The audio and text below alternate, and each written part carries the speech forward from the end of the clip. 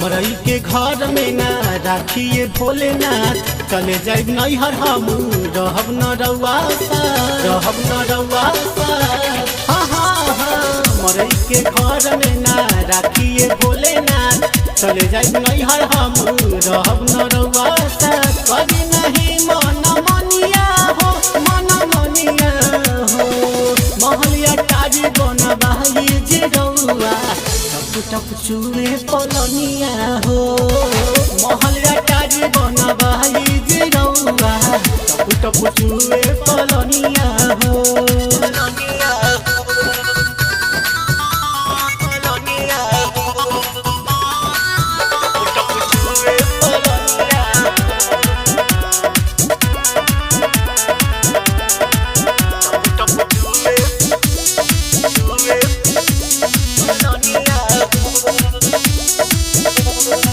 सर्दी जुखाम होई बबुआ गणेश के घर बनबाई सुनी भोला तब संघवे रहब ना कि पवे हम संघवे रहब ना कि पवे हम संघवे रहब ना। सर्दी जुखाम होई बबुआ गणेश के घर बनबाई सुनी भोला तब संघवे रहब ना कि पवे हम हो जाई गड़बड़ कहानिया हो महलिया टारी बनबाई जे रउआ टप चुए पलनिया हो। महलिया टारी बनबाई जे रउआ टप चुए पलनिया हो।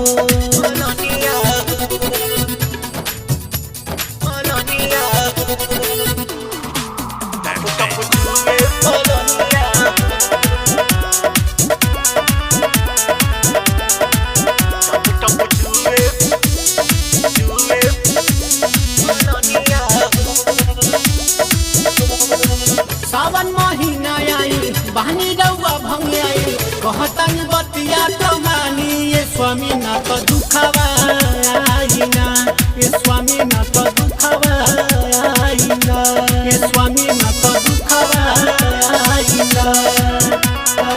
सावन महीना आई बहनी रउआ भंगियाई कहतन बतिया तो मानी ये स्वामी ना तो दुखवा आई ना ये स्वामी ना तो दुखवा